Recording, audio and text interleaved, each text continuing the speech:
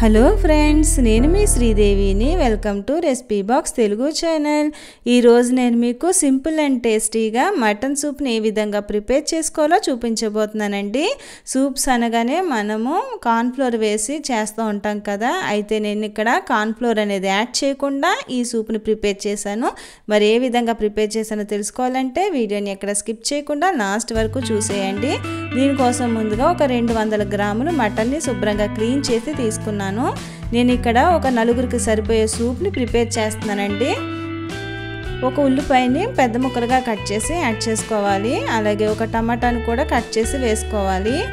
దీనిలో కొద్దిగా అల్లం, వెల్లుల్లి, 2 పచ్చిమిరపకాయలను కచ్చాబచ్చా దంచుకుని వేసుకోవాలండి. 1 స్పూను, 1/2 స్పూన్ మిరియాలు యాడ్ చేసుకోవాలి. ఒక 3 లవంగ ముక్కలు యాడ్ చేసుకోవాలి. చిన్న ఇంచు దాల్చిన చెక్కని యాడ్ చేసుకోండి. కొద్దిగా పుదీనా, కొద్దిగా కొత్తిమీరని యాడ్ చేసుకుని 1/2 స్పూను పసుపుని యాడ్ చేసుకోవాలి. అలాగే రుచికి సరిపడినంత సాల్ట్ని యాడ్ చేసుకుని ఒక గ్లాస్ వాటర్ వేసేసి మూత పెట్టేసుకుని ఒక 6 విజిల్స్ వచ్చేంత వరకు కూడా దీన్ని ఉడికించుకోవాలండి. 6 విజిల్స్ అయిపోయిన తర్వాత మూత ఓపెన్ చేసి చూద్దాము. ఇప్పుడు దీనిలో ఉన్న ఈ మటన్ పీసెస్ని వేరే బౌల్లోకి మనం సెపరేట్ చేసుకోవాలి. ఫస్ట్ టైం ఎవరైతే మన ఛానల్ని చూస్తున్నారో ప్లీజ్ మన రెసిపీ బాక్స్ తెలుగు ఛానల్ని సబ్స్క్రైబ్ చేసుకోండి.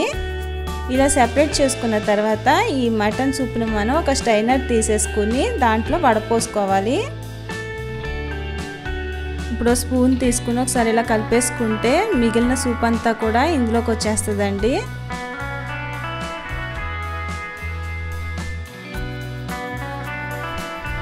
పక్కన పెట్టేసుకుందాం. ఇప్పుడు స్టవ్ వెలిగించుకుని గిన్నెని పెట్టుకుని ఆయిల్ వేసుకోవాలి. ఆయిల్ హీట్ ఎక్కిన తర్వాత ఒక 10 వెల్లుల్లిపాయలని చిన్న చిన్న ముక్కలుగా కట్ చేసి యాడ్ చేసుకోవాలి. ఒక 2 పచ్చిమిరపకాయలను కూడా చిన్న ముక్కలుగా కట్ చేసి వేసుకోవాలి. ఒక 1/2 కప్పు క్యాప్సికమ్ అండి, 1/2 కప్పు క్యారెట్ ముక్కలను యాడ్ చేసుకుని మంటని మీడియం ఫ్లేమ్లో పెట్టుకుని ఒక 2-3 నిమిషాల సేపు వీటిని వేయించుకుంటే సరిపోతుంది.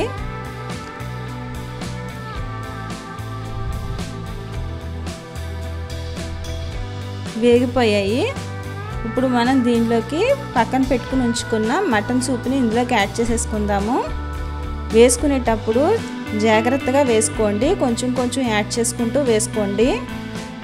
అలాగే మటన్ పీసెస్ని కూడా వేసేసుకుందాం. దీనిలో ఒక గ్లాస్ వాటర్ని యాడ్ చేసుకోవాలి. ఇప్పుడు ఒక బౌల్ తీసుకుని 2 స్పూన్ల వరకు రాగి పిండిని తీసుకోవాలి.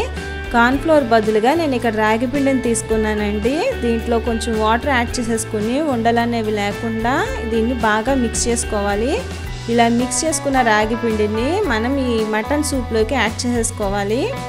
మీరు కూడా ఒకసారి ఇలాగా రాగి పిండితోని మటన్ సూప్ని ట్రై చేయండి, చాలా బాగుంటుంది. మనకి ఈ సూప్ అనేది మన బోన్స్ స్ట్రెంత్కి చాలా హెల్ప్ అవుతుందండి.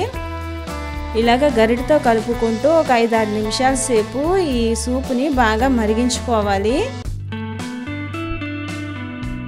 ఈ చల్లని వాతావరణంలో ఈ వేడివేడి మటన్ సూపు సూపర్ ఉంటుందండి. తప్పకుండా మీరు కూడా ట్రై చేయండి. ట్రై చేసి ఎలా వచ్చిందో కమెంట్ సెక్షన్లో కమెంట్ చేయండి.